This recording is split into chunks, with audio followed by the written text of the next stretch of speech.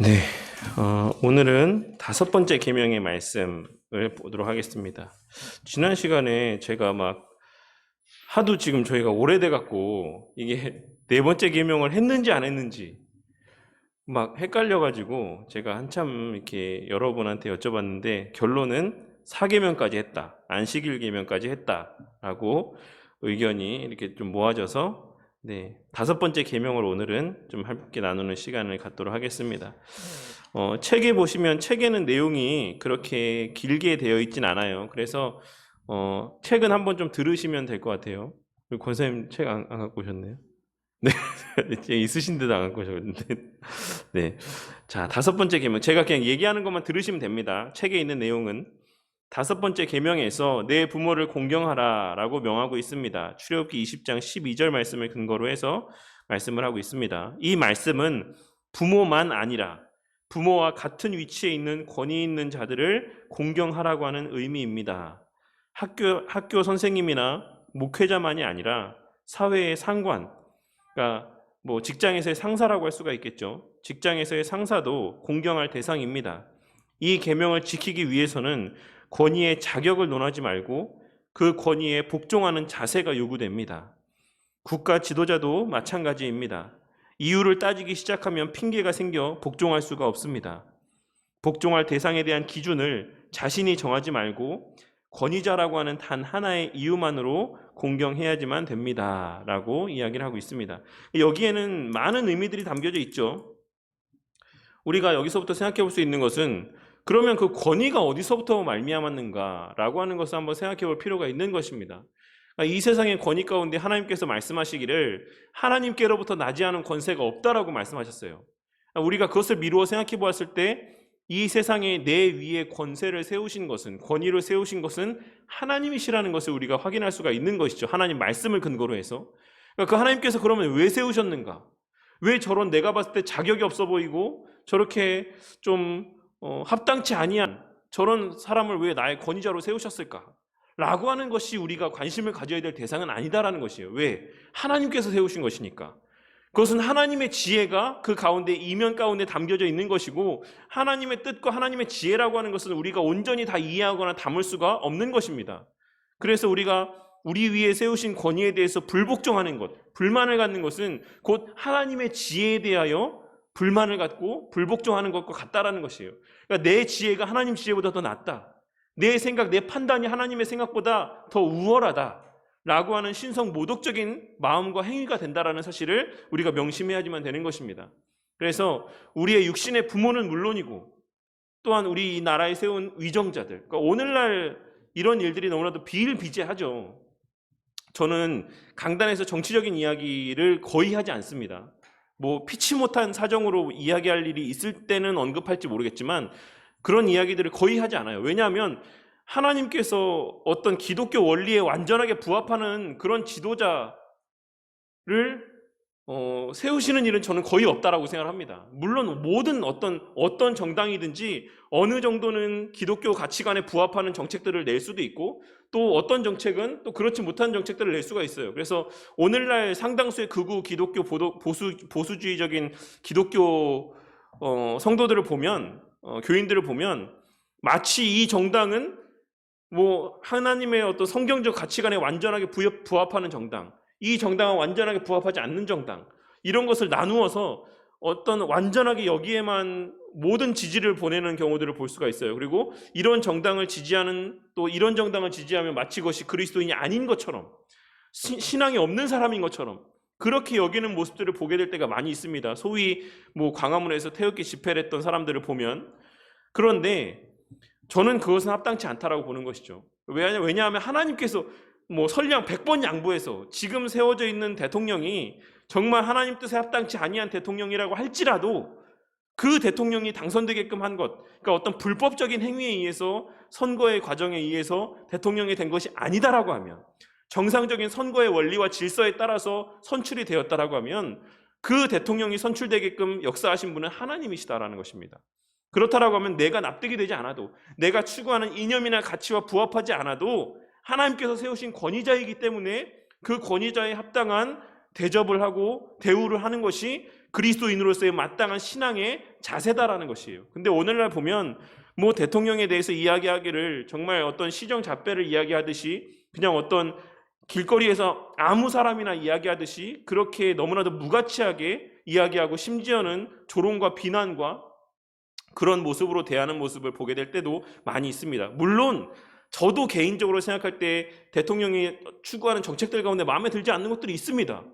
그렇지만 하나님께서 세우신 권위자이기 때문에 우리가 일정 수준 이상의 정도를 넘어가서는 안 되는 것이고, 그리고 시민으로서 한 나라의 국민으로서 순종해야 되는 부분, 순응해야 되는 부분에 있어서는 마땅한 국민으로서의 도리를 다 해야지만 된다는 것이죠. 그러니까 그런 것들을 우리가 좀 유의를 해야지만 될 거라고 생각합니다. 그래서 오늘날 이 내 부모를 공경하라라고 하는 이 계명의 말씀이 너무나도 그리스도인들 사이에서의 오용되고 지켜지지 않는 모습을 보게 될 때가 너무나도 많이 있어요. 그리고 마치 그것을 신앙이라고 하는 어떤 테두리로 합리화하면서 자기의 행위들을 그렇게 정당화하면서 이렇게 아무렇지도 않게 하나님의 계명의 말씀을 어기는 모습들을 보게 될 때가 너무나도 많이 있습니다. 그래서 우리가 그것을 좀 주의해야지만 된다라는 사실을 명심하고 소요리 문답의 내용을 통해서 좀 더 깊이 있게 좀 다뤄보도록 하겠습니다. 내용을 나눠드린 유인물 이제 보시면 5번째 계명이 무엇입니까? 질문을 하고 있고 거기에 대해서 답하기를 내 부모를 공경하라. 그리하면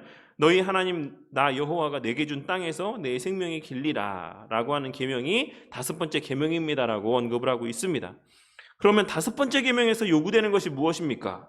라고 질문하고 있을 때 그 요구되는 것은 명예를 보존하고 의무를 이행하며 윗사람 아랫사람 동년배 등 어떤 지위나 관계에 있어서든지 모든 사람을 섬길 것을 요구하고 있습니다 라고 이야기하고 있어요. 그러니까 단지 이 내 부모를 공경하라라고 하는 이 말들 가운데는 단지 내 윗사람에게 뿐만 아니라 아랫사람에게 해야 되는 마땅한 윗사람으로서의 도리, 동년배로서 서로에게 대해야 되는 사람으로서의 의무, 이 모든 책임들을 다해야지만 될 것을 하나님께서는 요구하고 있다는 것이죠. 5번째 계명에서 금하고 있는 것은 무엇입니까? 5번째 계명에서 금하고 있는 것은 어떤 지위나 관계에 있어서 모든 사람을 섬길 특권과 의무를 소홀히 하거나 이것들에 반대해서 반대하는 어떤 것을 하는 것을 금하고 있습니다라고 이야기하고 있는 것이죠. 그러니까는 뭐 의무를 소홀히 하는 것, 그러니까 마땅히 섬겨야 되는 내 어떤 자격들, 앞서 말씀드린 것처럼 우리가 뭐 국가의 어떤 수장에 대해서 마땅히 해야 되는 어떤 그런 도리들 있지 않습니까? 말들을 좀 조심하고 어느 일정 수준의 공경하는 어떤 말들을 해야 되는 것들을 소홀히 하는 것, 이것들도 하나님께서 금하고 있는 것이고, 반대해서 어떤 것을 하는 것, 뭡니까? 반정부 시위를 하는 것, 뭐 광화문에서 태극기 집회를 하고, 그러니까 뭐 정부의 전복을 위해서, 정권의 교체를 위해서, 아니 합법적인 수단이 있잖아요. 우리에게는 우리가 지금 뭐 예전 시대처럼 뭐 부정선거가 뭐 대놓고 막 부정선거를 하거나 뭐 이런 것들이 있지 않고, 뭐 일부의 사람들은 이번 선거도 뭔가 부정이 개입됐다, 뭐 조작이 있었다라고 하지만 사실 실체가 이렇게 객관적으로 나오지 않았지 않습니까? 어떤 그런 뭐 여지들이 있다라고 하고 어떤 그런 의견들이 있긴 하지만, 그러니까 어떤 진실이 아닌 것에 대해서 마음이 흔들려서 이런 어떤 투표 절차에 대해서 의문을 제기하고 거기에 승복하지 않는 것, 이런 것들도 합당치 않은 거죠. 그리고 더 나아가서 그런 정부의 권위를 인정하지 않고 그 정부가 전복되도록 어떤 그런 말들이나 행위들, 집회들, 이런 것들을 하는 것은 합당치 않은, 이 5번째 계명에 합당치 않은 모습이다라는 사실을 우리가 늘 명심해야지만 되겠습니다. 그리고 5번째 계명을 지키라고 하신 이유는 무엇입니까? 5번째 계명을 주신 이유는 이 계명을 지키는 사람들에게 하나님께 영광이 되고 그들에게 선을 이루는 한에서 장수와 번영을 약속하셨기 때문입니다 라고 이야기를 하고 있어요. 그러니까 여기서의 장수라고 하는 것에 대해서 물론 뒤에서도 언급을 하겠지만 어떤 이것이 육신적이고 또한 개인적으로 적용되는 복의 어떤 약속의 말씀이 아니다라는 사실을 우리가 절대 잊어서는 안 됩니다. 그러니까 모르겠어요. 예전에 어른들 중에 이런 이야기들을 하시는 분들이 많이 있어요. 그러니까 부모에게 효도하면 장수한다. 그 장수의 복을 하나님께서 주신다. 근데 이것이 그처럼 그냥 뭐 부모의 대상을 한정짓는 데 있어서도 그것을 육신의 부모로만 한정짓고, 그리고 이 장수의 복에 대해서 해석을 함에 있어서도 그것을 내 육신의 건강과 내 육신의 장수, 이것으로만 해석을 하고, 이런 아주 지엽적이고 1차원적인 해석을 하는 모습들을 보게 될 때가 많이 있었어요. 하지만 우리가 이 계명의 말씀이라고 하는 것이 그처럼 아주 단순하고 지엽적이고 1차원적이지 않다라는 것을 꼭 명심하고 계명의 말씀들을 봐야지만 됩니다. 이 10가지의 계명의 말씀 가운데는 인간 사회 안에서 벌어지는 모든 일들을 다 포함할 수 있는 광범위하고 되게 폭넓은 의미들이 담겨져 있어요. 그래서 이 내 부모라고 했을 때 이 부모의 대상이라고 하는 것이 내 육신의 부모뿐만 아니라 앞서 여기서도 언급했던 것처럼 이 땅에서의 나의 윗사람, 나의 위에 세우신 권위자들, 그것이 정치적이든 경제적이든 사회적이든 교육적이든 어떤 모든 사회 영역에서의 내 위에 세운 권위를 모두 아우르고 있는 표현인 것이고, 장수하라고 하는 것, 장수한다라고 하는 복의 약속이라는 것은 내 육신의 생명이 아닌 그리스도인으로서의 이 땅에서의 사회 질서 안에 살아갈 수 있는 그 사회의 유지를 이야기하는 것입니다. 그러니까 우리가 북한과 같이 자유가 억압되고 폐지되어지고 어떤 독재 정치 안에서의 어떤 인간의 존엄성과 그런 어떤 권리가 말살된 그런 사회가 아닌, 개개인의 자유와 권리가 보장된 인간으로서의 삶을 살 수 있는 그와 같은 어떤 이 사회의 모습이, 하나님께서 원하시는 사회 질서와 이 모습들이 계속해서 유지될 수 있다는 것을 말씀하고 있는 것이에요. 그러기 위한 조건으로서 세우신 권위자들에게 복종해라, 이렇게 이야기하고 있는 것이죠. 그래서 이 내용들을 중심으로 우리가 좀 내용을 깊이 있게 생각해 보도록 하겠습니다. 그것에 근거되는 성경 구절들은 로마서 12장, 로마서 13장, 에베소서 5장, 에베소서 6장, 베드로전서 2장, 그 외에도 성경에 이렇게 수많은 말씀들이 권위자에 복종할 것에 대해서 말씀하고 있는 것을 우리는 발견할 수가 있습니다. 그러니까 우리가 성경을 바르게 안다라고 하면 오늘날에 나타내 보이는 이런 그리스도인의 합당치 못한 모습들이 얼마나 잘못된 것인지를 쉽게 분별할 수가 있어요. 그러니까 이것을 바꿔 말하면 오늘날에 얼마나 사람들이 말씀을 제대로 배우지 않고 하다못해 최소한의 우리가 명심해야 되는 이 계명의 말씀조차도 바르게 배우지 않는가라는 것을 우리가 알 수 있다는 것이죠. 그래서 어쨌든 이 계명의 말씀들은, 이 계명의 말씀의 의미는 이와 같은 성경 구절들과 함께 또 그 의미를 상호 보완적으로 보충해주고 있다는 사실을 확인할 수 있습니다. 모든 합법적인 인간의 권세는 하나님께서 주신 것이다. 하나님께서 그 권세를 그곳에 두셨기 때문에 거기에 있는 것이다. 이와 같이 남편은 아내에 대하여 다스릴 권세를 부여받았고, 부모들은 자녀를 다스리는 권세를 부여받았습니다. 그리고 이 권세를 존중해야지만 될 의무는 궁극적으로 주님께 복종해야 될 의무와 동일하다. 이 표현의 가치와 무게를 우리가 좀 쉽게 좀 간과해버리지 말았으면 좋겠습니다. 하나님께서, 눈에 보이지 아니하는 하나님께서 이 세상을 또 통치하시기 위한 수단으로서 그런 권위자들을 세우신 거예요. 그러니까 거기에 권위에는 하나님의 권위가 위임되어 있다는 사실을 꼭 명심해야지만 되는 것입니다. 이 페이지에 보시면, 다음 페이지에 하나님께서 정하신 권위의 구조들, 하나님께서 인간을 창조하셨을 때 오직 가정이 공동생활의 유일한 신적 제도였다. 가정은 교회의 원형이기도 하지만 여러 번 말씀드렸기 때문에 잘 알고 계시죠? 가정은 교회의 원형이기도 하지만 인간 사회의 원형이기도 해요. 교회의 원형이기도 하지만 인간 사회의 구성의 원형이기도 합니다. 그러니까 모든 것은 가정에서 출발하는 것이에요. 그래서 오직 가정이 공동생활의 유일한 신적 제도였다. 하지만 인간이 타락한 이후에 다른 두 개의 중요한 제도가 주어졌는데 그것이 바로 교회와 국가인 것입니다. 그러니까 교회와 국가의 그 원형은 어디서 발견할 수 있다? 가정에서 발견할 수 있다는 것이에요. 이 뒤에도 언급하고 있지만, 만약에, 물론 이 신앙에서 만약이라는 가정이 필요하진 않지만 이해를 쉽게 하기 위해서, 만약에 인간이 죄를 범하지 않았다라고 하면 이 가정이라고 하는 테두리 안에서의 교회와 국가의 모든 역할들은 다 이루어졌을 것이다라고 할 수가 있는 것입니다. 어쨌든 그래서 하나님께서는 교회를 주셔서 복음을 가르치고 그리스도를 신앙 고백하는 자들에 대한 영적인 지배권을 행사하게 하셨다. 반면에 국가는 세상의 불법과 악을 억제하기 위해서 주어졌다라고 이야기를 하고 있습니다. 그래서 가정은 다른 제도, 즉 교회와 국가의 원형이며, 따라서 교회와 국가 등의 다른 제도들이 가정에 근거한다는 것을 분명히 알 수 있습니다.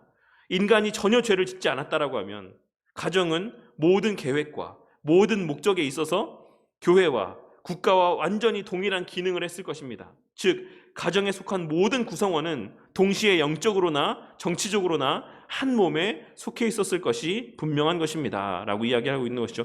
이 지금 표현들 가운데 이해되지 않는 부분들이 있으세요? 이 내용들 가운데 이해가 되시죠?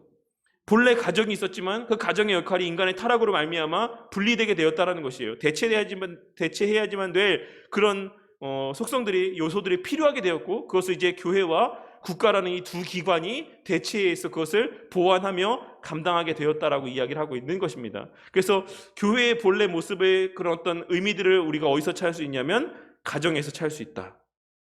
그래서 성경 말씀에서 뭐라고 이야기하고 있습니까? 남편과 아내에 대해서 이야기하기를 나는 지금 교회와 그리스도에 대하여, 그 성도와 교회의 관계에 대하여, 그리스도와의 관계에 대해서 이야기를 하고 있다라고 이야기를 하고 있는 것이죠. 그러니까 그런 것들을 우리가 성경의 말씀들을 이와 같이 이런 내용들을 근거로 확인할 수가 있습니다. 그리고 또 하나, 그러면 여기서 직접적으로 언급하고 있는 내용은 아니긴 하지만 그럼 교회와 국가의 관계는 어떠한가? 이것에 대해서 좀 많은 논의들이 있었습니다. 그래서 크게 우리가 이 개혁주의 신앙 안에서 교회와 국가의 관계에 대해서 바라보는 시각이 크게 세 가지가 있어요. 하나는 아브라함 카이퍼, 신칼빈주의자들이 이야기하는 이 내용들이 있고, 또 스킬더라고 하는 분을 중심으로 해서 주장하는 내용들이 있고, 또 하나는 반드루넨이라고 하는 목사님께서 이제 주장하는 내용들이 있습니다. 이것이 조금 시대적으로 있어요. 그러니까 이 아브라함 카이퍼, 네덜란드의 화란의 총리였던 아브라함 카이퍼가 주장했던 신칼빈주의 계열에 있는 사람들이 주장하는 이 두 왕국론이라고 하는 것은 일종의 이제 영역 주권이라는 것을 이야기하는데, 이걸 다 이야기할 수는 없고, 근데 이 영역 주권이라는 것이 사실 좀 오해가 되어서 그냥 우리가 그리스도인이 모든 영역에 나아가서 그리스도의 주권들을 발휘하고 이 사회를 변화시켜야 된다, 뭐 이런 식으로 이야기하는 사람들도 있긴 해요. 근데 사실 이 카이퍼 목사님께서 이야기했을 때 이 영역 주권이라는 것은, 그러니까 당시에 이런 이야기들을 주장할 때 그 배경들을 우리가 잘 알아야지만 됩니다. 이 아브라함 카이퍼 목사님이 살아생전에 있을 때의 사회 분위기는 되게 교회가 뭐랄까요, 선한 영향력을 발휘하고 되게 긍정적인 때였어요. 그러니까 아주 뭐 쉽게 말해서 좋은 때였죠, 교회에 있어서. 그래서 이제 이 카이퍼 목사님 같은 경우는 일반은총에 대해서 되게 우호적이었습니다. 그러니까 우리는, 어떤 사람들은 일반은총, 이 세상의 문화는 다 타락했다, 완전히 죄가 관영한 세상이다, 이렇게 보는 경우도 있지만, 아브라함 카이퍼 목사님 같은 경우는 어떻게 봤냐면, 그래도 그 안에 하나님의 은혜들이, 긍휼들이 남아있다, 부분적으로지만 훼손되었지만 그래도 남아있다라는 그런 주장이, 그런 어떤 사고가 있었다라는 것이죠. 왜냐하면 그 당시 사회 분위기도 또한 그래야 했기 때문에. 그래서 이 영역주권이라고 하는 이런 이야기를 한 이유가 뭐냐면, 당시에는 뭐 유럽의 오늘날 교회들도 그렇긴 하지만 오늘날 유럽의 교회는 어떻습니까? 국가가 교회를 관리해요. 그래서 독일 같은 경우는 11조를 국가의 세금 가운데 11조가 있습니다. 그렇게 해서 그것을 관리하는 어떤 그런, 유럽에는 일찍부터 그런 국가의 어떤 귀속된 것까지는 아니지만 어쨌든 국가의 권위 아래 교회들이 있었다라는 것이죠. 그러니까 그런 문화들 가운데 이 카이퍼 목사님이 영역주권을 이야기한 거는, 교회는 교회다, 국가가 교회에 대해서 간섭할 수 없다, 교회는 교회만의 고유한 주권이 있고 국가는 국가만의 권위가 있고, 또 예술적인 영역은 예술적인 영역, 문화적인 영역은 문화적인 영역, 스포츠 뭐 운동 영역에서는 또 그 나름의 각각의 고유의 하나님께서 부여하신 권위들이 있다. 이것이 영역주권의, 이 카이퍼 목사님이 이야기한 영역주권의 핵심이에요. 근데 스킬더 목사님 때는 어느 때였냐면, 이제 그 이후에 1차 세계대전이 일어났습니다. 1차 세계대전이 있은 이후에 어땠죠? 사람의 인권이라는 것이 말살되고 수많은 사람들이 죽게 되고, 어떤 선이라고 하는 것을 찾아보기가 쉽지 않은, 인간이 어떻게 이렇게까지 할 수 있는가라고 하는 어떤 그런 인간의 본연의 본성에 대한 어떤 의문, 의구심, 이런 것들이 드는 그런 시대였던 거죠. 그러니까 희망이라고 하는 것이 사라져버린, 그러니까 스킬더 목사님이 일반은총을 봤을 때는 어떻습니까? 그런 어떤 일말의 희망도 남아있지 않은 거예요. 일말의 가능성도 없는 거예요. 완전하게 타락해버린 거죠. 그래서 이 스킬더 목사님은 카이퍼 목사님이 바라봤던 일반은총에 대한 견해에 동의하지 않았습니다. 그렇다라고 하면, 만약에 그 아브라함 카이퍼 목사님이 얘기한 것처럼 일반은총 가운데 그 정도의 하나님의 은혜들이 남아있었다라고 하면, 어떻게 사람이 사람한테 이런 일들을 벌일 수 있느냐, 어떻게 이런 극악무도한 일들이, 인간의 인권이 말살되어지고 이런 사람과 사람의 어떤 생명을 죽이는 일들이 아무렇지도 않게 수많은 사람들의 어떤 생명이 앗아가는 이런 일들이 벌어질 수 있느냐, 이런 게 이제 스킬더 목사님의 기본 근간에 깔려 있는 거죠.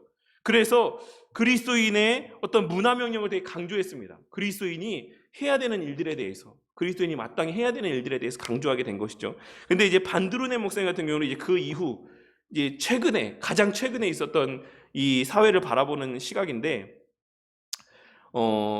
그 어거스틴의 그 이제 하나님의 도성이라고 하는 그 책을 그러니까 어거스틴의 이론을 근간으로 해서 이 반드루네 목사님이 주장한 건 뭐냐면, 국가는 국가고, 국가는 국가 나름대로의 그냥 하나님께서 쓰시는 방향대로 나아가는 거고, 교회는 또 교회 나름대로 교회 안에서의 하나님께서 쓰시는 방향대로 나아가는 거다. 이 둘은 그렇게 분리된 관계 가운데서 그냥 각자의 삶을 살아가는 거다. 이게 이 반드루네 목사님이 이야기하고 주장하는 바입니다. 핵심이라고 할 수가 있죠. 그래서 그리스도인들이 뭐 사회에 참여해서 뭐 기독교 정당을 막 이렇게 세우고 정치에 진출해서 뭐 나라의 대통령이 되고 막 그래서 뭐 이 사회를 하나님의 나라로 바꾸고 뭐 한동안 이 교회 안에서 유행했던 게 뭐죠? 청년들한테 꿈을 가져라. 요셉과 같이 총리가 되고 뭐 한 기업의 수장이 되고 한 국가에서 요직에 올라가서 이 나라를 바꿔야 된다.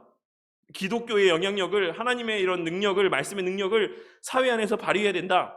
이런 것이 한동안 한국교회 안에 되게 유행했었고 청년들한테 그런 비전들을 심어줬죠. 그런 인식들이 이 카이퍼 목사님이나 스킬더 목사님이 주장했던 내용들하고 되게 맥을 같이 하는 걸 알 수 있어요. 하지만 뭐 이제 어거스틴의 그 하나님의 도성이라든지 이 반드루네 목사님이 이야기하고 있는 바는 그런 게 아니다라는 것이죠. 우리가 이 땅에서의 하나님의 어떤 주권을 드러내는 것 물론 중요하지만 이 나라를 변화시키고 이 사회를 변화시키는 게 그리스도인의 역할이 아니다라는 것이에요. 그리스도인의 역할이라는 것은 국가와 분리된 이 교회 안에서 또 각자의 삶 안에서 하나님의 영광을 드러내며 그냥 각자에게 주어진 삶을 살면서 하나님의 영광을 드러내는 것이지, 반드시 어떤 능력 있는 자리, 어떤 뭐 권위 있는 자리, 이런 자리에 가서 사회를 변화시키는 이것이 그리스도인의 목적이 아니다 라고 하는 것이 반드루네 목사님이 주장하고 있는 이런 두 왕국론에 대한 개념이에요. 교회와 국가를 어떻게 규정 지을 것인가. 그래서 저는 나름대로는 이 반드루네 목사님의 견해가, 그러니까 물론 이 셋 다가 다 완전한 것은 아닙니다. 앞서 말씀드린 것처럼 카이퍼 목사님 때에는 그만큼 교회에 대한, 지금은 되게 교회가 비난받고 손가락질 받는 시대고 또 카이퍼 목사님 때는 그렇지 않았어요. 그러니까 우리 옛날 신앙의 선배들, 할아버지 할머니들, 또 그 부모님들 때에는 저는 경험해보지 않았지만 그런 선배들의 이야기를 들어보면 뭐 교회 다니는 사람이라고 하면 뭐 다 믿고 해주는 막 그런 시대가 있었다라고 해요, 예전에는. 그래서 교회 다닌다고 하면 야, 저 사람은 거짓말 안 하는 사람이야, 저 사람은 남 이렇게 속이는 사람이 아니야, 이런 인식들이 이 사회 가운데 보편화되어 있는 그런 시대가 있었다라고 하더라고요. 그렇습니까, 원사님? 그러세요? 근데 지금은 아니잖아요. 교회 다닌다고 하면 아유, 저 사람 뭐 좀 더 색안경을 끼고 뭐 이런 시대가 되고 말았지 않습니까? 그러니까는 이런 것만 놓고 봤을 때 카이퍼 목사님은 예전 시대에 살았던 거예요. 그런 성도들이 대접받고 성도들이 인정받고, 그러니까 그런 시대에 살았기 때문에 이런 주장들을 할 수 있었던 거고, 스킬더 목사님은 앞서 말씀드린 것처럼 당연히 1차 세계대전이 있으면서 그런 비참한 현실들을 목도했기 때문에 이런 주장들을 했던 거고, 반드루네 목사님 같은 경우는 또 이제 그 모든 것을 겪으면서 종합적인 또 이런 이야기들을 할 수 있었던 거죠. 그러니까는 이 모든 것들이 시대나 상황에 맞게끔 그냥 하나님께서 주시는 은혜와 해석 가운데 하나인 것이지 뭐가 더 맞다 라고 보기는 사실 힘들다라고 할 수가 있어요. 또 우리 사회가 앞서 제가 전도서 말씀에서도 말씀드렸던 것처럼 우리 사회라는 것이 또 어떻게 급변하고 변화되어질지는 아무도 알 수 없는 거예요.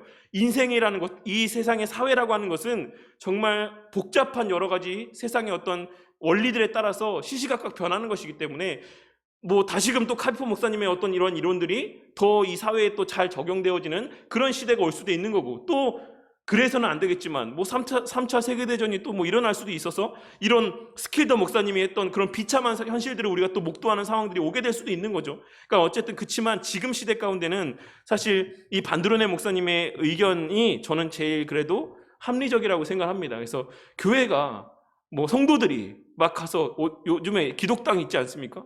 있죠, 기독당. 있나? 네, 어쨌든 그렇게 정당을 막 기독교당 뭐 이 창당을 해가지고 하나의 막 정치적인 의견을 개진하고 뭐 정권을 창출하려고 하고 대통령을 배출하려고 하고, 이런 모습들은 사실 합당치 않다라는 것이죠. 그러니까 교회와 국가는 분리된 상태 안에서 교회는 교회의 역할, 성도는 성도의 역할, 자신의 자리에서, 국가는 또 국가의 역할을 그 자신의 자리에서 이렇게 감당해 가는 거예요. 그런 와중 가운데 하나님의 구속 역사가 완성되어져 가는 것이고, 그 와중에서 하나님은 하나님의 선하신 뜻을 나타내시고 하나님의 영광을 나타내시는 겁니다. 그런 것들을 우리가 여기서 다 다룰 수는 없지만 어쨌든 그런 큰 세 가지, 아브라함 카이퍼 목사님을 중심으로 한 신칼빈주의자들의 견해가 있고, 또 클라스 스킬더라고 하는 목사님이 주장하는 바가 또 하나 있고, 최근에 있어서 반드루네 목사님이 주장하는 또 하나 이와 같은 두 왕국론에 대한 견해들이 있다. 그리고 이 반드루네 목사님의 견해는 이제 어거스틴의 하나님의 도성에서 주장한 어거스틴의 견해를 이렇게 도입해 와서 주장하는 내용들이다라고 하는 것 정도만 알고 있으시면 될 것 같아요. 그래서 제가 성경을 근거로 봤을 때 오늘날 시대 가운데 우리가 또 신뢰해야 될 것은, 교회는 교회, 국가는 국가, 성도는 성도의 자리에서 하나님 말씀대로 순종하며 살아가는 것. 매일의 삶 가운데, 나의 범사의 삶 가운데 하나님의 말씀대로 순종하는 삶을 살아가며 선한 영향력을 끼치는 게 그리스도인의 의무고 도리고 책무지, 대통령이 돼서, 기업의 회장이 돼서, 재벌이 돼서 뭐 사회를 변화시키고, 이거는 아니다. 이것을 좀 이렇게 기억해 두셨으면 좋겠습니다. 그래서 이런 내용들을 보시면 되겠고, 이러한 동일성이 방해받게 된 것은 죄 때문이다. 죄를 범하면서 권세에 구별된 영역들을 형성하는 것이 필연적인 일이 되었다. 이 방식으로 본래 하나님께서 부모에게 부여하신 권위에 덧붙여 우리는 교회와 국가가 지명한 통치자에게 허용된 공식적인 권세를 갖게 되었다. 그리고 인간은 세상의 통치자들과 장로들과 집사들에게 복종할 것을 명령을 받았다라고 이야기하고 있는 것이죠. 죄로서 뭐 어쨌든 부모의 권위만으로 해결이 되지 않는 부분들, 가정 안에서만 해결이 되지 않는 부분들 어떡하겠습니까? 그러면 세상의 질서와 법에 따라서 만인에게 공통적으로 적용되는 그런 인륜적인 법 질서와 체계에 따라서 다스림을 받아야죠. 그런 공적인 권위에 의해서 다스림을 받아야죠. 이렇게 인간의 죄 때문에 부모의 권위가 인정되지 않음으로 말미암아서 이런 일들이 벌어지게 되었다라는 사실입니다. 그리고 가정 안에서 온전한 예배가 하나님 앞에 드려지지 아니하고, 또 믿지 않는 부모 아래서 태어나는 일들이 발생하게 되고, 이러한 것들에 대한 부족한 부분들을 또한 채우기 위해 하나님 백성들의 공동체로서의 진정한 영적인 가족으로서의 교회라는 기관들이 또 필요하게 된 것이죠. 그래서 그러한 것들을 우리가 죄 때문이다라고 이야기할 수 있지만, 그렇다라고 해서 이 모든 세상에서의 국가가 역할들이 다 악하다라고는 할 수가 없습니다. 칼빈이 기독교 강요에서 이야기하고 있는 국가에 대한 견해, 이것은 하나님의 은혜라고 보고 있어요. 일부의 사람들, 그러니까 제세례파 이 사람들은 세상을 무조건적으로 악하게만 봅니다. 이 세상의 제도, 국가, 이 모든 것들이 다 그냥 죄의 결과, 죄의 산물 이렇게만 보고 부정적으로 보지만, 칼빈은 그렇게 보지 않았어요. 칼빈은 이 또한도 타락하고 범죄한 인간들에게 베풀어 주신 하나님의 은혜다라고 봤습니다. 기독교 강요에서 이야기하기를. 그래서 우리가 어느 정도 선 이상을 엇나가지 않도록, 이 사회가 타락하고 비록 죄 때문에 이렇게 망가지긴 했지만 그래도 어느 정도 선 이상을 벗어나지 않도록 이 국가라고 하는 틀을 만들어 주셔서 그 안에서의 법 질서 안에서 최소한의 인간다운 삶의 모습을 유지할 수 있는 은혜로 베풀어 주신 것이 국가다라고 보는 게 칼빈의 기독교 강요에서 이야기하는 국가에 대한 견해입니다. 그것을 또 같이 아시면 될 것 같아요. 그래서 우리는 원칙상 부모에게 있었던 권세가 교회와 국가를 통해 거룩하게 확장되었다라고도 말할 수가 있는 것입니다. 혹은 하나님께서 부모의 권세의 형식을 좇아서 교회와 국가의 권세를 제정하셨다라고도 말할 수가 있을 것입니다. 아마도 이것은 세상의 통치자들이 때때로 아버지라 불리고 교회의 치리자들과 아주 유사하기 때문일 것입니다 라고 이야기를 하고 있죠. 그러니까 이게 부모의 권세에서 형식을 좇아서 왔다. 부모의 권세. 그리고 확장되었다. 그렇게 보면 사실 만약에 우리가 자식된 모습으로 봤을 때 우리 부모님들에 대해서 만족을 하는 사람들도 있죠. 물론 내 부모님이 갖고 있는 환경들과 내가 태어난 환경에 대해서 너무나도 만족하며 살아가는 사람들도 있을 겁니다. 소위 이야기하는 금수저, 오늘날 얘기하면 다이아몬드 수저, 이래갖고 그냥 태어나자마자 태어나 보니까 그냥 내 집이 막 너무 잘 살고 화목하고 모든 환경이 좋고 이런 가정에서 태어난 사람들도 있지만, 어떤 사람들은 우리나라 안에서도 비단 다른 나라 아프리카에서 방송되는 그런 거 떠나서 저는 그거 볼 때도 정말 너무 눈물이 날 때가 정말 많거든요. 그 친구들이 무슨 죄가 있습니까? 그냥 태어나 보니까 자기 태어난 나라가 아프리카였고 그런 나라에서 태어났는데 정말 제 아이 정도 또래밖에 되지 않는 8살, 7살 이 정도 되는 애들이 막 동생을 줄줄이 두고 동생들 먹여 살리기 위해서 막 일을 하러 가요. 3시간, 4시간씩 가서 막 물 하나 떠오고 하루 종일 일해서 몇백 원씩 벌고 그런 걸 볼 때 너무 마음이 아프죠. 근데 어쨌든 그러니까는 그 환경 가운데 태어났을 때 내 부모가 내가 원하는 대로의 모습이 아니라고 해서 부모가 아닌 건 아니지 않습니까? 그거는 하나님께로부터 부여받은 내 삶의 고유의 모습인 거예요. 하나님께서 허락하신 하나님의 은혜인 거고 우리가 바꿀 수 있는 게 아닌 겁니다. 그런데 우리가 그런 사람들을 가리켜서 뭐라 하죠? 뭐 부모가 많은 것을 해주지 못할 때 그것을 부모로 인정하지 않고 부모다운 대접을 하지 않고 막 부모를 막대하는 자식들을 볼 때 네, 좀 뭐 제가 차마 말을 못하겠지만 되게 안 좋은 말들을 표현하잖아요. 나쁜 자식이다, 자식이 아니다, 뭐 이런 이야기들을 막 사람이 아니다, 막 이런 표현들을 하지 않습니까? 근데 왜냐하면 그것을 천륜이라고, 그러니까 신앙이 없는 사람들도 그것을 천륜이라고 이야기하기 때문에 하나님 그 하늘에서 부여받은 윤리고 도덕이기 때문에 그렇다라고 이야기를 합니다. 근데 우리 그리스도인들은 그것이 가정 안에만 국한된 게 아니다라고 이야기를 하는 거예요. 그것이 사회까지도 확장되어 있다는 것이에요. 내 위에 내 직장의 상사가 내 마음에 들지 않아요. 근데 그거는 소위 우리가 부모 자식의 관계처럼 천륜인 겁니다. 하나님께서 부여하신 관계인 거예요. 거기에 대해서 내가 난 저 사람 내 직장 상사로 인정하지 못해, 저 사람 말 나 못 듣겠어, 이렇게 이야기하는 건 그리스도인으로 합당치 않다라는 거예요. 이 위정자는 내가 추구하는 가치와 맞지 않아, 저 사람은 너무 사회주의적이야, 너무 공산주의적인 성향이 많이 있어, 나는 저 사람이 내 대통령으로 인정하지 못하겠어, 이거는 그 하나님께서 부여하신 이 천륜을 어기는 게 되는 거죠. 그러니까 우리가 부모 자식 간의 관계에서는 그걸 이야기하면서 이 위정자와 국민의 관계 가운데서, 직장 안에서의 상사와 자신의 관계 가운데서는 그걸 적용하지 않는 거는 합당치 않다라는 거예요. 왜냐하면 모든 것이 가정을 원형으로 두고 파생되어진 모든 관계이기 때문에 그렇습니다. 그거를 이야기하고 있는 것이죠. 그래서 이제 부모의 대상에 대해서 이야기할 때 영적인 부모, 일단 육신적인 부모는 당연한 거니까 그거는 일단 차치하고, 부모는 당연히 우리가 공경해야 될 대상인 것이고, 그 다음에 영적인 부모가 있죠. 영적인 부모는 목사와 같이 이 영적인 면을 케어하고 양육하고 돌보고 목양하게 하시기 위해서 하나님께서 세우신 권위자를 이야기하는 겁니다. 이것은 모든 계명의 말씀은 누구에게 주시는 말씀이라고 제가 말씀드렸죠? 남에게 주는 말씀입니까? 나에게 주는 말씀입니까? 나에게 주는 말씀이에요.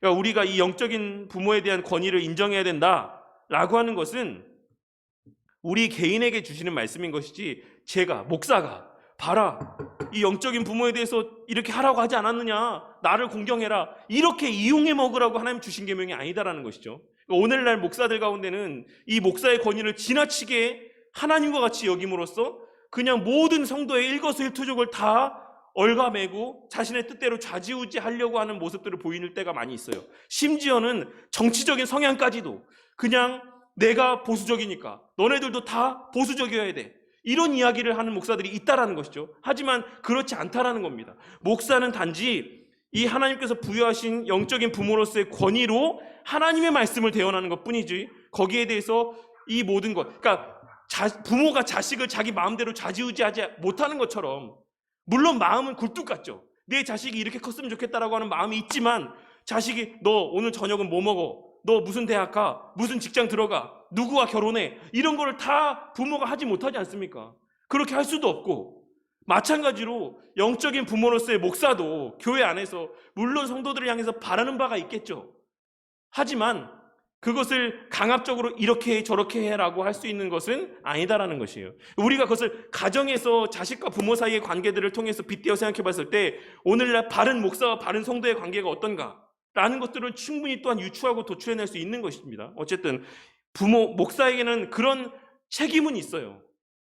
성도들을 자식과도 같이 돌보며 영적인 양식들을 먹이며 그들을 케어해야지만 되는 의무가 있고, 성도들에게 있어서는 그 육신의 부모를 대함과 같이 그런 말씀을 선포함에 있어서의 공경함, 그것을 좀 한 번이라도 설령 그것을 따르지는 않는다 하더라도, 우리가 뭐 부모 말을 100% 다 듣고 자란 사람이 있습니까? 우리 성도님들은 어떻게 사셨는지 모르겠지만 저는 그렇지 않았어요. 우리 부모님께서 하시는 말씀을 다 100% 순종하면 살지 못했습니다. 제가 좀 부족하고 해서 때로는 하나님 부모님께서 이걸 원했는데도 이걸 택하며 살 수도 있었고, 하지만 그렇다라고 해서 제 마음 가운데 저희 부모님에 대한 공경함이 없는 건 아니지 않습니까? 그런 것처럼 이 목사와 성직자들, 교회의 지도자들에 대해서 공경하라는 것은 물론 때로는 그 목사의 말에 동의하지 못해서 따르지 못할 수는 있을지언정 그 대함에 있어서 일정 수준의 공경함이 있어야 된다는 걸 이야기하고 있는 거예요. 그래야지만 교회의 질서가 유지되기 때문에 그렇습니다. 이 목사가 잘나는 게 아니라, 목사가 특별한 어떤 뭐가 있는 게 아니라, 하나님의 주의 몸된 교회 안에는 분명히 하나님께서 질서의 하나님이시기 때문에 교회 안에는 반드시 질서가 있어야지만 되고, 그 질서에 위에 가장 하나님께서 영적인 권위를 목사에게 부여해 주셨기 때문에 그 권위를 인정할 때에만 교회가 그런 질서 안에서 유지가 될 수 있어서 하나님께서 요구하고 있으신 원리라고 할 수가 있는 것이죠. 앞서 말씀드린 것처럼 이 부모를 공경하라라고 하는 이 계명의 말씀대에 덧붙여져 있는 장수의 복, 그 사회가 온전히 유지될 것이다라고 하는 그 복이 이 교회 안에도 너가 영적인 리더들, 영적인 그 세운 지도자들의 권위를 인정하고 거기에 공경하며 살아갈 때 그 교회 안에서의 질서와 그 교회 안에서의 하나님께서 원하고자 하는, 이루고자 하는 뜻이 계속해서 잘 유지될 수 있다는 것을 말씀하고 있는 것입니다. 그런 것을 좀 잘 보시면 되겠고, 교육적인 부모가 있죠. 교사들을 이야기하는 겁니다. 오늘날 어떻습니까? 오늘날 어때요? 교사들을 저는 모든 게 다 제가 눈에 보기 전에는 사실 이렇게 믿겨지지 않는 것들이 너무나도 많이 있는데, 부모가 자기 자식을 혼냈다고, 때렸다고 찾아가서 교사의 뺨을 때리는 일이 막 발생하고, 이런 일들이 오늘날 사회 안에, 그리고 학생들이 교사들을 함부로 대하고 희롱하고, 이런 일들이 뉴스에서 공공연하게 벌어지고 있지 않습니까? 이것이 어디서 출발했다고 생각하십니까? 제가 앞서 말씀드린 것처럼 가정에서 출발한 거예요. 나중에도 언급하겠지만 이 사회를 유지하고 있는 이 권위라고 하는 것이 해체된 것, 이 권위의 해체 시대를 맞이하게 된 것은 어디서부터 권위가 사라졌기 때문인가? 가정에서부터 권위가 사라졌기 때문에 그렇습니다. 가정에서. 그러면 가정에서의 부모의 권위는 왜 사라졌는가? 뭐 여러 가지 이유들이 있겠지만 어쨌든 자식을 막 진짜 왕처럼 떠받들면서 살기 때문에 그래요.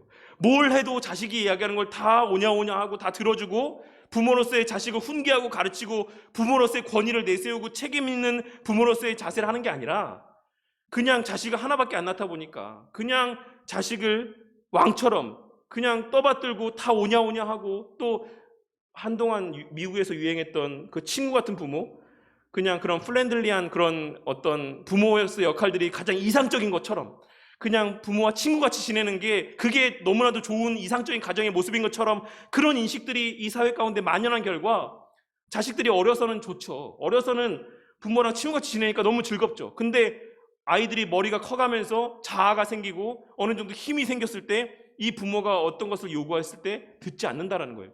왜? 친구 같으니까. 들을 수도 있고 안 들을 수도 있고, 그 부모를 권위자로 생각하지 않는다라는 것이죠. 그냥 내가 취할 수도 있고 취하지 않아도 되는, 그냥 참고만 할 정도의, 그 정도의 이야기를 하는 사람으로밖에 여기지 않는 것입니다. 그렇게 가정 안에서의 권위가 해체된 것이 결국에는 그렇게 자라난 세대들이 사회 교육적인 면에 있어서의 교사의 권위를 인정하지 않고, 사회에 나와서는 직장 상사의 권위를 인정하지 않고, 또 사회 안에서는 위정자들의 권위를 인정하지 않고, 이런 모든 권위 해체는 다 가정에서 출발한 것이고 부모에게서 출발한 것이에요. 누구에게 탓할 수가 없는 겁니다. 그래서 3페이지 보시면 사회적인 부모, 사회적인 연장자들에 대해서 대우합니까? 안 하죠. 요즘에 젊은 사람들이 나이 드신 분들을 대우하지 않아요. 근데 제가 옛날 영화들을 보면, 옛날 어떤 자료들을 보면 막 진짜 막 소위 말하는 막 날라리들, 이런 막 깡패들, 이런 사람들도 그 어르신들에 대해서는 함부로 하지 않았어요. 옛날 그 영화들을 보면 어르신들이, 할아버지들이, 할머니들이 이렇게 있을 때는 그분들한테까지 이렇게 패륜적인 행동들을 하진 않았습니다. 아무리 그 사람이 막 사는 사람이라고 할지라도. 근데 오늘날은 어떻죠? 제가 얼마 전에 그 뉴스에, 아마 다들 보셨겠지만 10대 고등학생인가? 그 할머니 뭐 담배 사오라고, 술 사오라고 할머니 막 이렇게 때리고 치면서 조롱하고 할머니한테 막대하는 것이 이 핸드폰 영상으로 찍혀서 뉴스에 보도된 거 보셨습니까? 그 노숙하는 할머니예요. 노숙하는 할머니이신데, 그 할머니한테 자기들 담배나 술을 사오라고 이야기하면서 돈 주면서 사오라고 했는데 할머니가 이제 싫다고 안 사오겠다 하니까 막 그 할머니를 조롱하고 때리고 놀리고 비웃고 이런 장면들을 자기들끼리 찍어가지고 공유하다가 그게 언론에 보도되고 뉴스에 보도된 적이 있었습니다. 지금의 사회가 그렇습니다. 이 사회적인 부모 연장자들에 대한 권위가 그런 권위를 존중하는 일들이 없어졌다는 것이죠. 정치적인 부모는 말할 것도 없습니다. 대통령, 앞서 말씀드린 것처럼 국회의원, 대통령, 물론 저는 우리나라의 당을 떠나서 모든 국회의원들을 볼 때 정말 한심하기 그지없는 모습, 마음들이 들 때가 너무 많이 있어요. 정말 저 사람들이 국민을 대표하는 사람이라고 할 수가 있는가?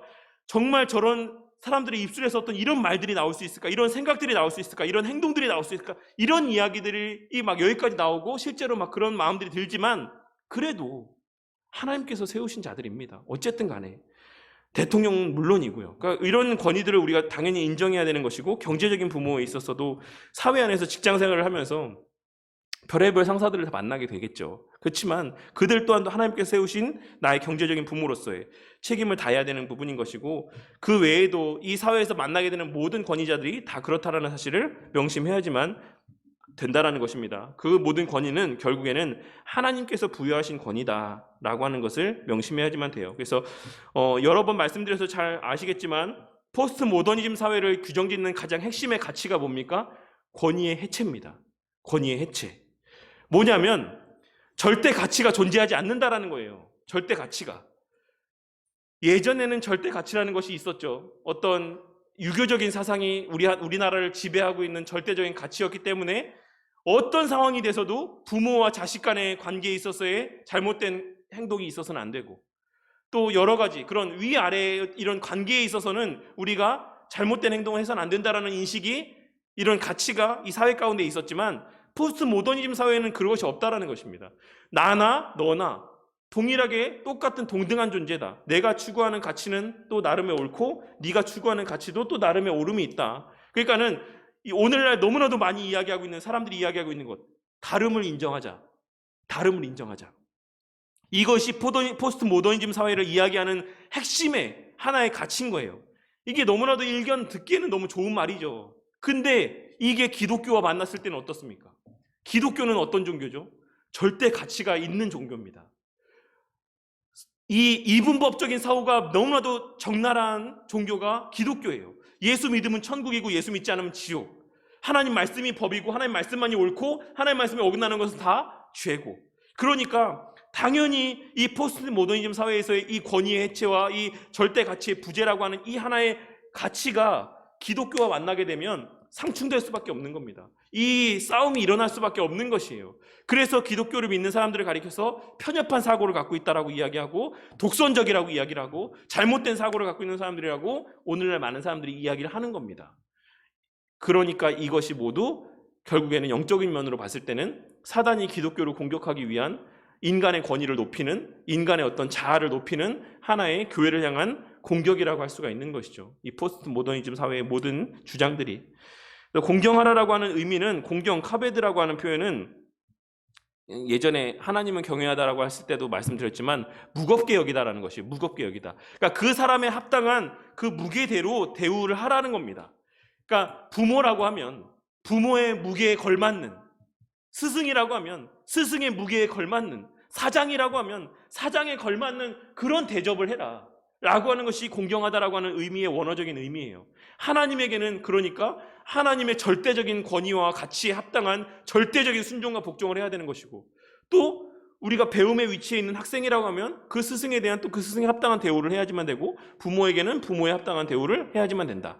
그것을 하나님께서는 말씀하고 있는 것입니다. 그런데 이 순종은 이 4페이지의 첫 번째 단락 보시면, 그렇다면 우리는 어디까지 부모에게 순종해야 되는가? 어디까지 권위에 순종해야 되는가? 성경은 우리에게 주 안에서 그리해야 된다라고 이야기하고 있는 것이죠. 주 안에서.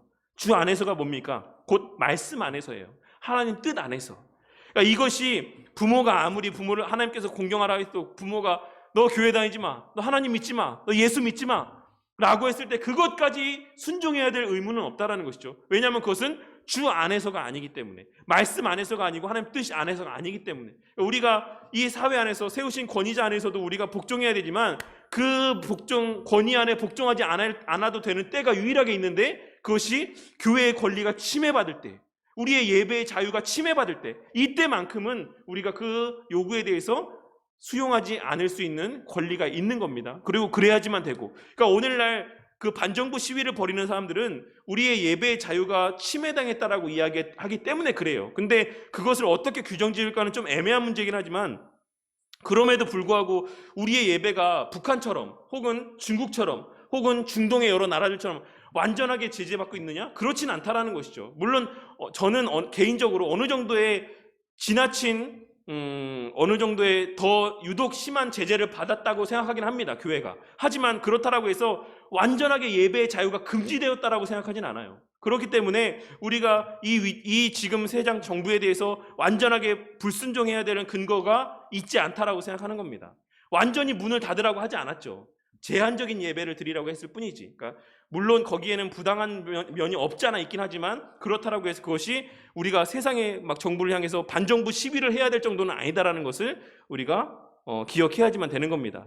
그리고 또한 진정으로 부모를 경외하고 사랑으로 섬기라는 겁니다. 사랑으로, 의무감이나 어떤 마지못해서가 아니라 사랑으로 그 도리를 다하라고 이야기를 하고 있는 것이죠. 그래서 뭐 부모를 대함에 있어서도 마찬가지고, 위정자들을 대함에 있어서도 힘들지만 내 원수를 내 몸과 같이 사랑하라, 이거 내 원수를 사랑하라는 이 말이 사실 쉬운 말 아니죠. 하지만 그럼에도 불구하고 하나님께서 우리 가운데 요구하고 있는 바, 명령하고 있는 바라는 사실은 명심해야지만 되겠습니다. 스승을 대함에 있어서도, 직장 상사, 스승을 대함에 있어서도 우리가 사랑으로 섬기라라는 것을 하나님께서 요구하고 있다라는 것입니다. 그래서 이 계명이 지닌 약속의 의미는 앞서 말씀드린 것처럼 이것이 개인의 장수를 누릴 것이다라고 이야기하고 있는 것은 아니다라는 사실을 꼭 명심해야 되겠습니다. 그래서 그러면 뭐 일찍 요절한 사람들은 다 효도 안 한 사람들입니까? 그렇지 않은 거죠. 이것은 어떤 이 사회 질서와 사회의 어떤 전체적인 어떤 모습, 또 교회의 권리, 교회의 어떤 예배의 자유, 이런 것들을 이야기하고 있는 것이지, 개인에게 개인의 삶이 어떤 오래 지속될 것이다라는 것을 말씀하고 있는 것은 아닌 것입니다.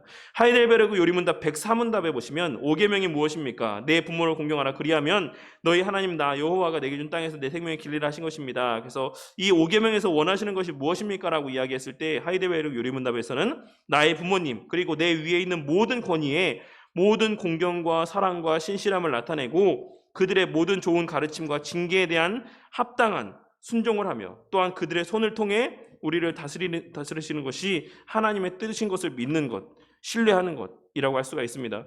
이거 원래 4페이지까지밖에 없었는데 왜 잘렸죠? 어쨌든 그것이 하나님께서 5계명의 말씀을 통해서 우리에게 요구하고 있으신 바라고 할 수가 있는 겁니다. 그래서 오늘 이 내용들을 통해서 좀 뭐 이해가 되지 않는 부분들이 있으신가요? 좀 의문나는 거, 질문거리. 네. 뭐 이해가 되지 않는 부분이 있으세요? 교회 권위에 대한 네. 그 국가의 그 주관적 행동이나 제재에 대한 네. 기독교인의 태도를 네. 어떻게 가져야 되는가. 네네. 아까 말씀은 듣고 이제 네네. 어떻게 해야 된다는 것은 이제 알긴 하는데, 네. 그 현실과 또 신앙이 다르듯이 네. 거기에 부딪히는 어떤 그게 있거든요. 네. 구체적으로 어떤 게 있을까요?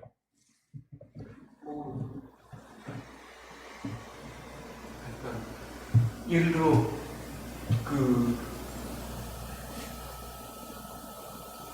돈 회포가 네네. 그 얘기한 것처럼 네네. 그 히틀러의 그 무자비한 정치에 대해서 네. 끌어내려야 된다. 네. 끌어내려야만 한다. 네. 예, 그런 이제 얘기를 했잖아요. 네. 예, 거기에서 저는 기독교인으로서 마땅히 네. 또 그 신앙적 저항이 필요하지 않을까. 예, 그런 의미를 받아들였습니다. 네. 물론 지금 어떤 제도 안에서 네. 그 정치적인 문제로 지금 어떤 기독교에 제한된 예배 네네. 뭐 이런 것들이 유난히 좀 심하다 보니까 네. 좀 의연한 음. 어떤 기독교인의 네. 그 저항의 모습들을 네네. 좀 나타내 주는 것이 낫지 않을까 예, 그런 생각을 해보거든요. 네. 그게 이제, 근데 네. 다 그냥 어차피 하나님께서 네네. 세우신 그 권위에 대한 네. 내가 순종의 의미로 그것을 음. 그냥 참아야 됩니다. 네네네. 기도하면서 네. 그 뜻을 또 네. 해야 되는데 참 그런 부분에 마찰이 생깁니다. 근데 뭐 보네포 목사님이 얘기했을 때 당시에 히틀러 같은 경우는 사실 히틀러도 어쨌든 독재죠. 그러니까 거기서 어떻게 정당한 방법으로 이렇게 그 사람을 끌어내릴 수 있는 방법은 없었잖아요. 사실 그 당시에는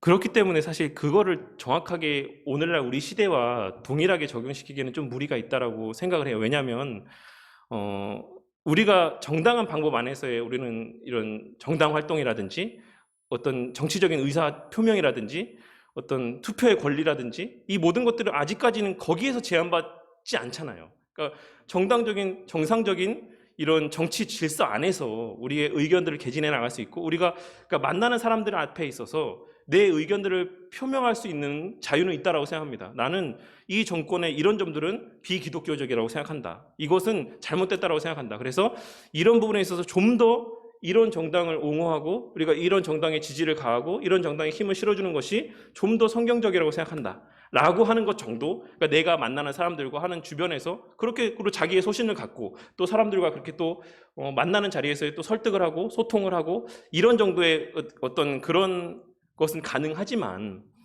이제 그러니까 앞서 말씀드린 것처럼 이 정부라고 하는 것, 히틀러 같은 경우는 사실 정상적인 방법에 의해서 정권을 가졌다라고 할 수 없고, 뭐 예를 들어 예전에 경우는 다르지만 뭐 박정희나 전두환이나 이런 사람들은 정당한 방법에 의해서 정권을 소유하게 된 것은 아니잖아요. 그러니까 불법적인 과정에 의해서 권위를 위임받았을 때 그 권위를 우리가 인정할 필요는 없다라고 생각합니다. 근데 그게 아니라 정상적인 사람들의 국민의 어떤 권리, 각재무조 서로 다른 생각들을 갖고 있을 수 있죠. 뭐 기독교인은 소수고 절대 다수의 사람들이 비기독교인이니까 그 사람들이 정말 그냥 어떤 사회주의적인 어떤 그런 이념만을 쫓아서 문재인 정부를 선출해서 했다라고 할지라도 어쨌든 간에 그것이 정상적인 테두리 안에서 선출이 된 거라고 하면 우리는 그 권위를 인정해야지만 된다. 그러니까 거기에 대해서 그러니까 뭐 내가 거기에 대해서 우호적인 감정까지 억지로 가질 필요는 없지만 부정적인 감정을 갖고 있는 것까지는 우리가 상관없지만 뭐 시민 불복종 운동이라든지 이런 반정부 시위라든지 이런 것까지는 왜냐하면 그것은 최후의 수단이라고 할 수가 있어요. 모든 게 다 막혔을 때 투표도 정상적으로 할 수 없고 뭐 모든 것이 다 막혀 있을 때. 지금 현재 네네. 어떤 그 예배 제한적 네. 그에 대해서는 그럼 교회가 나타내야 될 태도는 어떻게 생각? 네. 지금 손현보 목사님 네네. 같은 네네. 그분과 목소리를 내시면서 네. 교회의 정당한 그 기독교적 주권을 그래도 나타내려고 애쓰시는 것 같더라고요. 저는 그게 옳다라고 생각합니다. 그게 소위 오늘날 이야기하는 대형 교회들, 저는 기본적으로 대형 교회들에 대해서 되게 좀 부정적인 인식을 갖고 있긴 하지만 그래도 대형 교회들이 하나님께서 허락하신 이유는 거기에 있다고 생각하거든요. 사회적인 메시지를 영향력 있게 발휘할 수 있는 그런 역할들을 대형 교회들, 뭐 예를 들어서 뭐 순복음교회라든지 온누리교회라든지 뭐 분당 우리교회라든지 이런 교회들이 저는 내줬어야 된다고 생각하고 이렇게 지금 제가 알기로는 이 정부에서 이 기독교 예배, 교회 예배 제한에 대해서 정책을 수립할 때 내부에서도 논의가 엄청 격렬했다라고 들었거든요. 이렇게 하면 진짜 큰일 난다. 교회들 난리 난다라고 했는데 정작 대형 교회들이 저마다 나서서 우리 먼저 온라인으로 하겠다. 우리 먼저 이렇게 정부 시책에 따라서 이렇게 하겠다. 이렇게 해버리니까 정부는 그 정책을 시행함에 있어서 전혀 걸림이 없었던 거예요. 큰 걸림이. 그냥 몇몇 소년보 목사님 같은 몇몇 교회들만이, 그러니까 이게 전체적인 대형 교회들이 그런 인식들을 보편적으로 나타내고 목소리를 냈다라고 하면 사실 저는 어느 정도 선에서 타협이 됐을 거라고 생각합니다. 근데 이게 너무나도 지레 먼저 겁을 먹고 먼저 우리가 이렇게 하겠다. 그것이 또 대다수의 사람들이 그것을 옹호하고 거기에 대해서 박수치고 환호하니까 다 거기에 영합해갖고 대형 교회들이 전부 다 그렇게 가버린 거예요. 그러니까는 정부 정책은 그렇게 수립이 되었고 시책이 시행이 되었죠. 거기에 대해서는 저는 따라야 된다라고 생각을 해요. 이미 이게 시행이 됐을 때에는. 그러니까 그 전에 있었어요. 저는 소년보 목사님이 하신 행동들이 옳다라고 생각하고 그런 목소리들 더 많은 교회들이, 더 많은 큰 교회 목사님들이 내줬어야 된다고 생각하지만 근데 현실적으로는 그러지 못했고 그거는 어쨌든 교회에도 전 책임이 전혀 없다라고 생각하시진 않거든요. 거기에 순응하고 먼저 자발적으로 동참했기 때문에 그럼 나머지 교회들은 우리 뭐 작은 교회들이 뭐 10명 남짓 모이는 교회들이 이야기했을 때 말할 수 있는 거리가 없는 거예요. 그 사람들은 실제적인 예가 있고 봐라 다른 교회들 전부 다 따라서 이렇게 제한적으로 행동하고 하는데 왜 너네만 유달리 이렇게 하느냐라고 했을 때 우리가 낼 수 있는 근거가 없다라는 거죠. 그러니까 저는 그거에 대한 것을 아쉬움이 있긴 하지만 네네. 그러니까 저는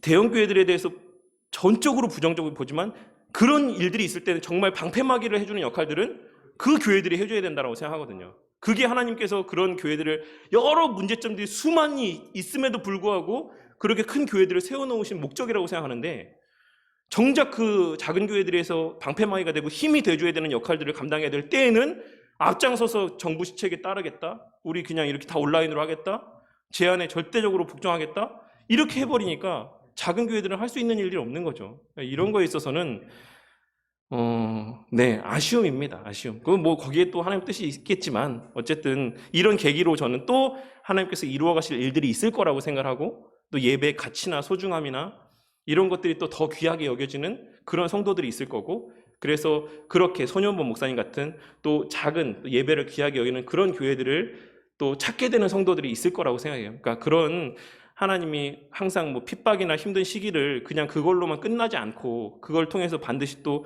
선한 열매들을 맺게 하시는 것처럼 이번 코로나를 지내면서 교회가 받게 된 여러 가지 불이익들이 물론 가슴 아프고 힘든 일이지만 그 과정들을 통해서 분명히 또 하나님의 이루실 일들이 있다라고 생각을 합니다. 그래서 어쨌든 저는 그런 생각을 갖고 있어요. 네. 해소가 되셨습니까 좀? 네, 알겠습니다. 네, 제가 기도하고 마치도록 하겠습니다. 하나님 감사합니다. 역사상 유례를 찾아보기 힘든 전례가 없는 힘든 시기를 우리가 통과하는 가운데 있습니다. 우리가 물론 이 과정들 가운데서 여러 가지 아쉬움들이 있고 그런 안타까운 마음들이 있지만 우리가 이러한 시간들을 다른 사람들에게 손가락질을 하고 비난하는 것으로 이 시기를 그냥 흘려보내는 것이 아니라 이러한 과정들을 통해서 하나님께서 이루고자 하시는 뜻이 무엇인가를 분별할 수 있는 지혜와 영적인 안목을 허락하여 주시옵소서. 그래서 우리가 그동안 너무나도 당연하게 여겼던 우리의 예배의 권리라고 하는 것이, 예배의 자유라고 하는 것이 언제 빼앗기게 될지 알 수 없는 귀하고 유한한 자유라는 것을 깨닫고 예배 드릴 수 있을 때, 기도할 수 있을 때, 신앙인으로서의 그 신앙의 삶을 살아갈 수 있을 때 정말 열심을 다해 그리스도인의 삶을 살아가는 자들이 될 수 있도록 자비와 긍휼을 베풀어 주시옵소서. 우리가 하나님의 뜻을 다 알 수 없습니다. 하나님께서 왜 이 코로나를 우리 가운데 허락하셨는지, 왜 교회의 문을 닫으시면서까지 이 모든 정부의 시책들을 진행하게 허용하셨는지 우리는 알 수 없지만 우리가 단 하나 확신할 수 있는 것은 하나님께서 선하신 분이고 당신의 자녀들을 사랑하는 분이시라는 사실만큼은 우리가 확신할 수 있는 분명한 사실이오니 그 하나님께 소망을 두고 우리 각자의 주어진 자리에서의 그리스도인의 합당한 삶을 살아가는 저와 우리 성도님들이 되게 하여 주시옵소서. 오늘날 이 사회의 모습이 어떠합니까? 권위라는 것을 찾아보기 힘든 그런 시대를 우리가 살아가고 있는 가운데 있습니다. 우리 성도님들의 각 가정에서부터 하나님께서 부여하신 그 부모의 권위가, 남편의 권위가 세워지는 역사가 있게 하여 주심으로 그 가정이 변화되어지는 모습들을 통해 교회와 우리의 속한 사회가 변화되어지는 놀라운 순간들을 목도할 수 있도록 은혜 베풀어 주시옵소서. 그 안에서 성도로서의 자유를 만끽하고 성도로서의 특권을 만끽하는 은혜가 충만케 하여 주시옵소서. 또 한 주의 삶이 시작이 됩니다. 주님, 여러 유혹들과 시험들이 있겠지만 흔들리지 않게 하여 주시고 하나님의 영광을 드러내는, 하나님의 나라가 확장되어지는 일들 가운데 귀하게 쓰임받는 우리 모두가 되게 하여 주시옵소서. 모든 것 감사드리며 우리 주 예수 그리스도 이름 받들어 기도드렸습니다.